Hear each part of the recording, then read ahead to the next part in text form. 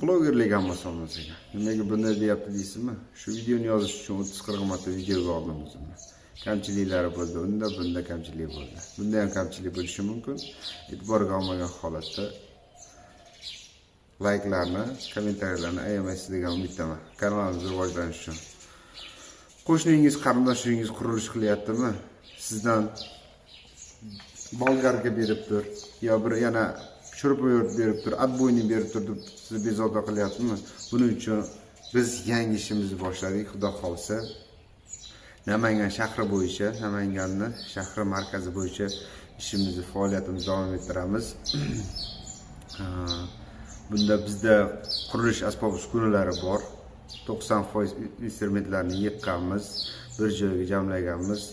Atbo'yni, trambovka, shurupyo'rt nima kerak bo'lsa bizda mavjud. Undan tashqari chorvachilikka o'zimizning drabilkalarimizni o'tmaydi deydigan, so'maydi deydigan, suv chiqaradigan asoslarimizni ham yig'ib, nima kerakli bo'lsa, xudo xolos biz yiqqanmiz. Kimgadir qandaydir nimadir yana kerak bo'lsa, bizda yo'q bo'lsa, shu narsalarni ham yetkazib berishga harakat qilamiz. Buning uchun obuna bo'ling, podpisatsiya qiling, like'larni ayamang va Telegram, Instagram gruppamiz bor, Ustexprokat. Buni ham nomi Ustexprokat bo'ladi. Qiynalmaslik uchun, topish uchun Ustexprokat deb nomladik. Obuna bo'lsangiz 10% skidkasi bor. Oramiz mahsulotimizdan foydalangandan keyin obuna tugmasini ko'rsatasiz, 10% skidka qilib beramiz.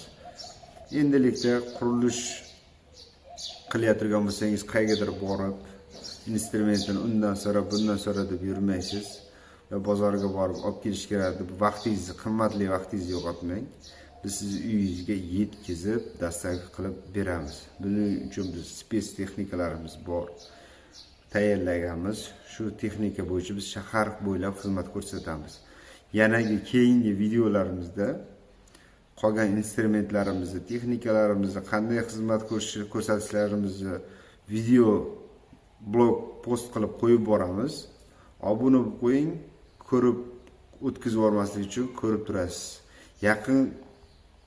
Yaqinlaringizga qilayotgan qurilishiga yordam berish uchun videolarni tarqatib qo'ying.